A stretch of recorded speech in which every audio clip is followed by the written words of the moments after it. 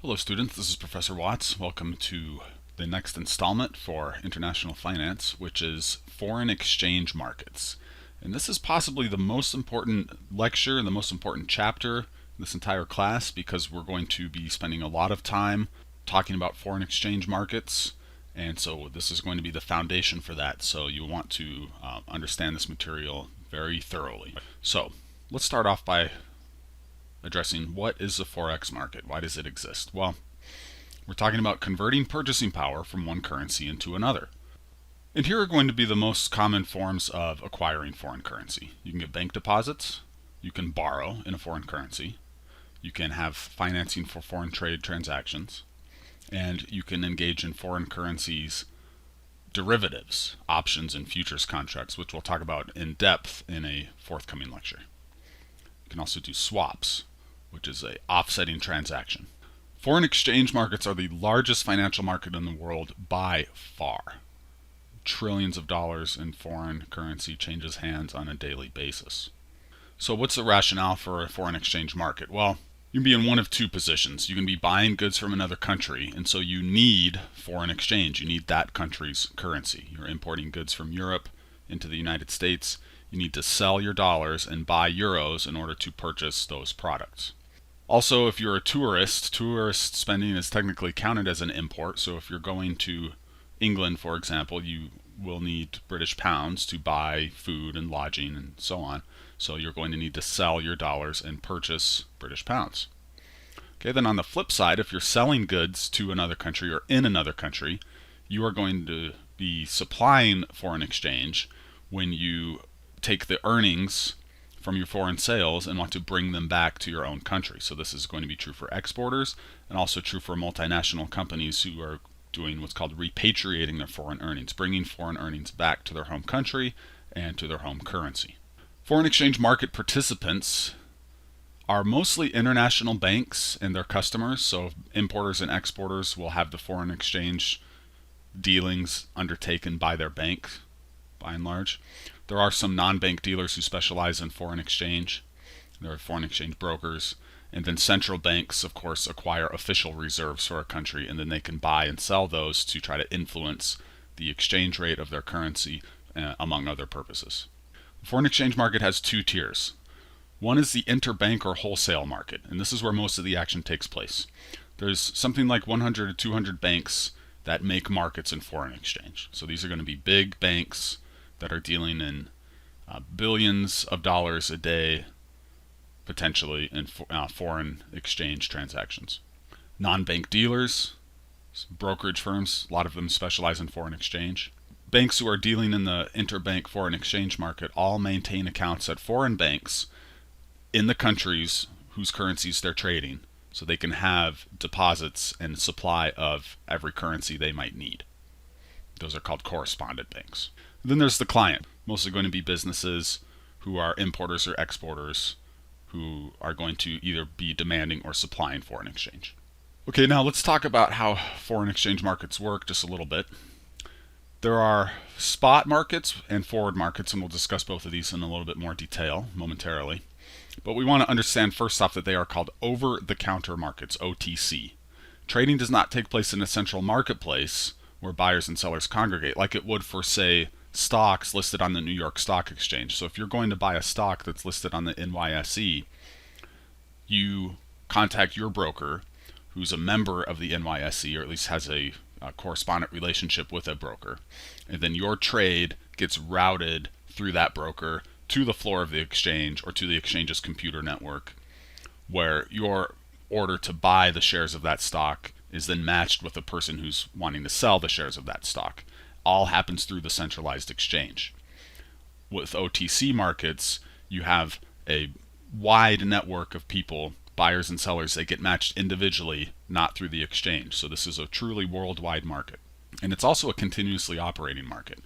Each country does have a set trading hours in a trading day, but because it's a global market, when one side of the world is closed for trading, that means the other side of the world is going to be open for trading. So foreign exchange transactions are always happening.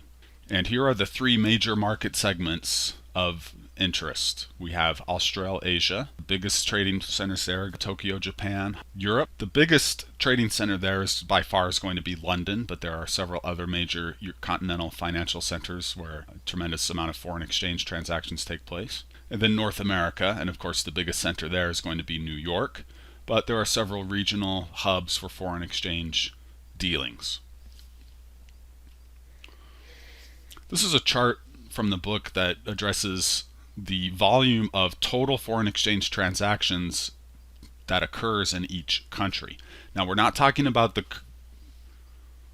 which currencies are traded.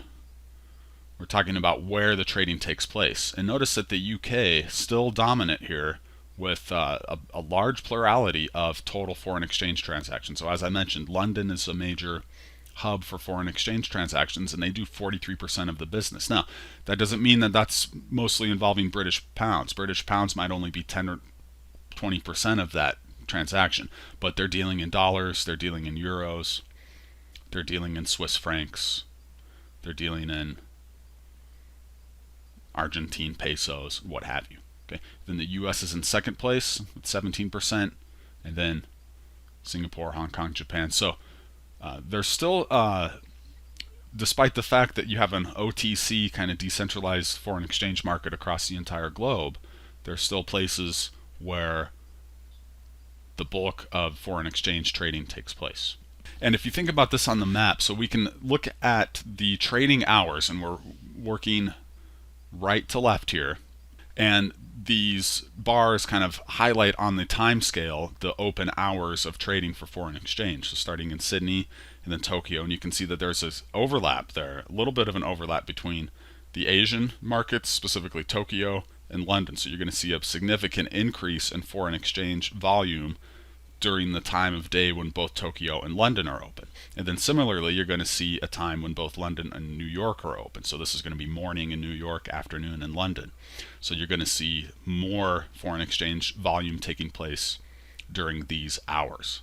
Okay, now let's get down to some details of different aspects of foreign exchange markets. First off, we want to understand the spot market. Spot market involves almost immediate purchase or sale. So if you have currency to sell, you want to get rid of it right now, or you need to buy foreign currency right now, you'll go to the spot market. You can buy, which is known as going long, or you can sell, which is known as going short. And you'll see that that kind of terminology is similar for most financial securities. If you're investing in stocks, you can go long, which is you buy and hold, hoping the value of the company goes up over time, or you can take a short position in stocks. You can sell them now by borrowing them from a broker, and then hope the price declines, buy them, give them back to the broker you borrowed from.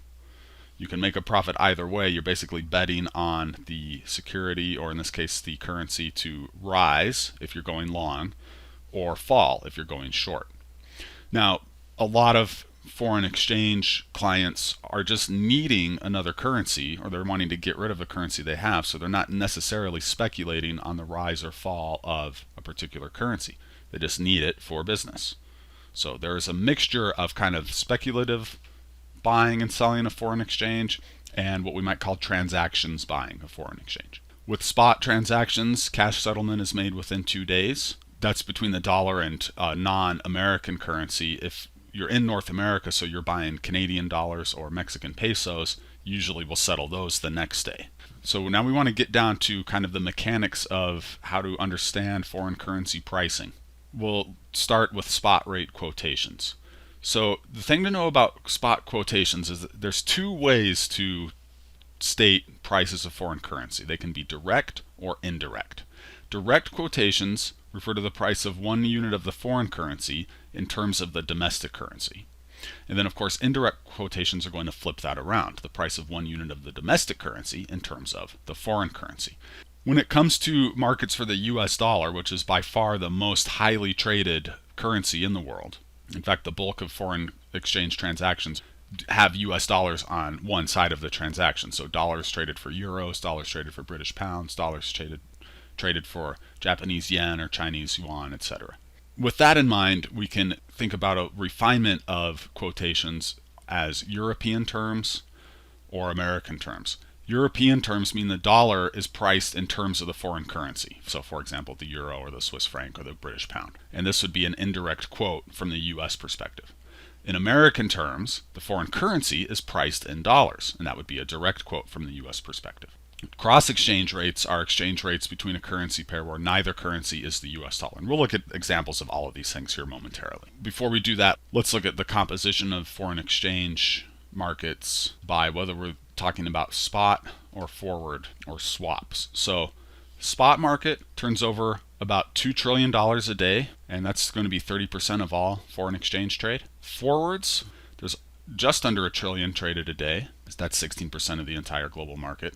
And then swaps, a whopping $3 trillion, and that's over half of the entire market. So most foreign currency transactions are swaps. We'll talk about them in detail later on. Spot transactions are going to be in second place, and then forwards are going to be in third. Total of $6 trillion plus dollars worth of foreign currency transactions happen on a daily basis. So this is a massive financial market. Let's get down to cases and talk about direct and indirect foreign currency quotations, or European and American quotations. Okay, so here's the textbook, pretty exhaustive chart of the world's major currencies as of April 3rd, 2019.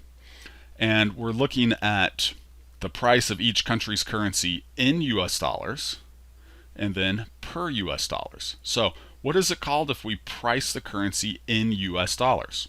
Well, that would be American terms, right? Foreign currency is priced in terms of US dollars. So that first column there represents American terms. So let's look at a major trading partner for the US. So I'd just say Canada. This says, how much is a Canadian dollar in terms of US dollars? Well, the Canadian dollar is worth about 75 cents in US dollars. Okay, so this is in terms of the US dollar. 0.75 US dollars per one Canadian dollar. Japanese yen. Takes a lot of yen to make a dollar. A Japanese yen is worth just under 1 cent. 0.009, let's round it, dollars for one Japanese yen. Let's look at the world's second most important currency, the euro. So the euro costs $1.12. 1.12 US dollars for 1 euro, and so on. Okay, so if the first column is American terms, that means the second column has to be European terms. Let's review what that meant. The dollar, the US dollar, is priced in terms of the foreign currency. So what exactly does that mean? Let's look at Mexican pesos. So this says it takes 19.2 Mexican pesos to equal $1.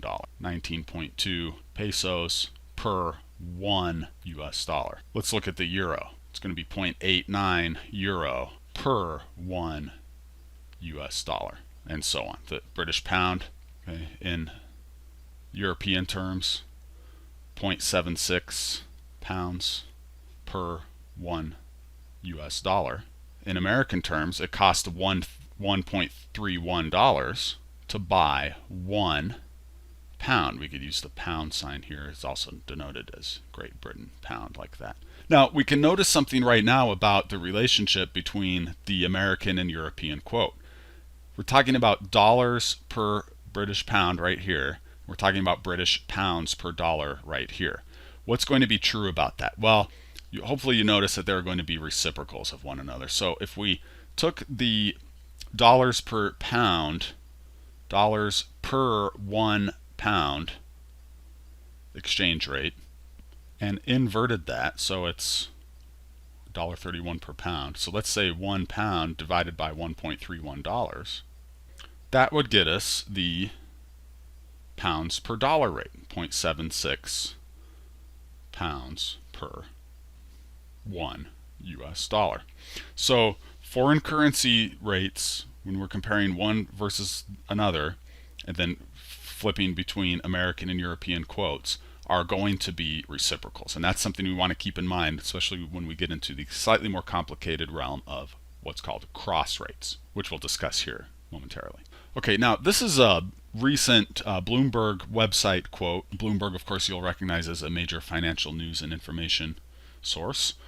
It would have been Friday, February 5th. And we can see, okay, what kind of quote are we dealing with here? Well, it's euro dash US dollar. What does that mean? That means the euro in terms of the US dollar. So the way you want to read a chart like this is it's this currency on the left in terms of this currency, or we should say priced in terms of, to be a little more precise, priced in terms of this currency. So priced in dollars. So you want to think about it this way. It's the euro priced in dollars.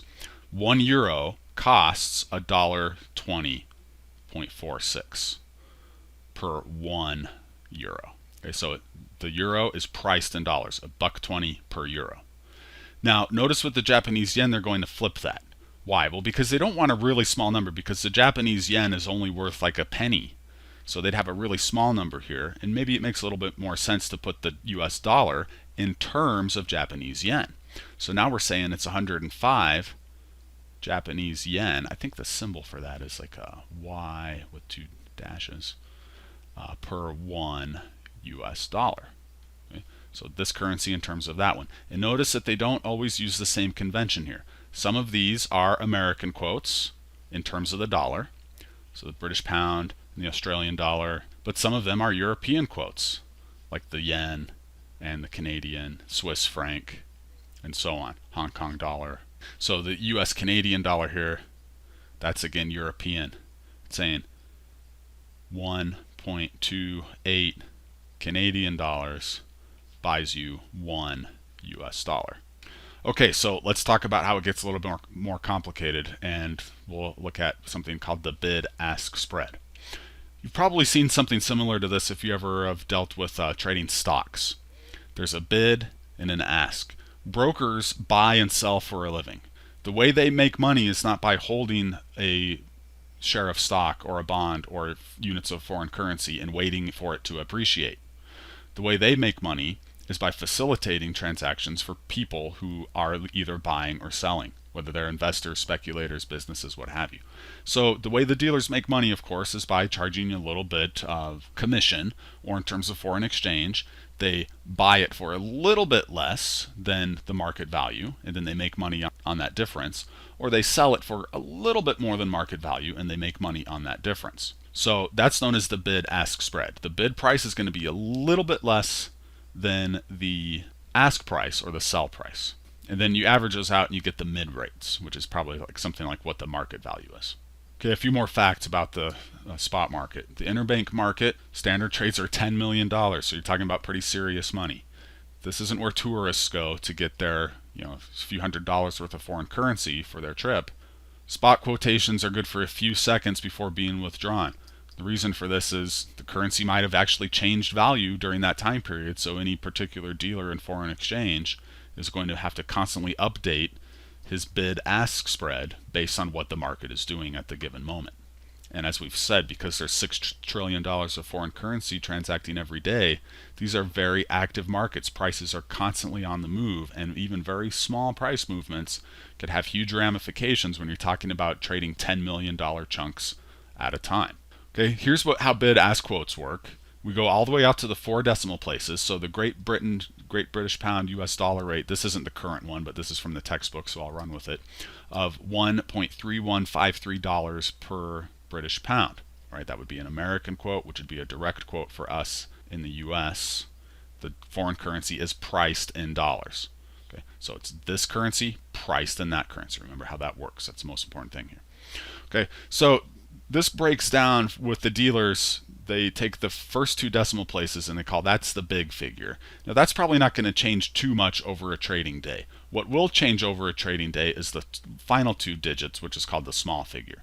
So when you call up a currency broker and ask what the current offer is for pound dollar, they're just going to give you the last 2 digits, which is called the small figure, and they're going to give you 2 numbers, 53 to 58, meaning that they're going to bid 1.3153. So they'll buy pounds at $1.3153, but if you're looking to buy pounds, they're going to sell them for 1.3158. And that difference right there, that's enough for them to make money on the transaction. And if you're curious, on a $10 million size transaction, that bid-ask spread works out to about $3,800.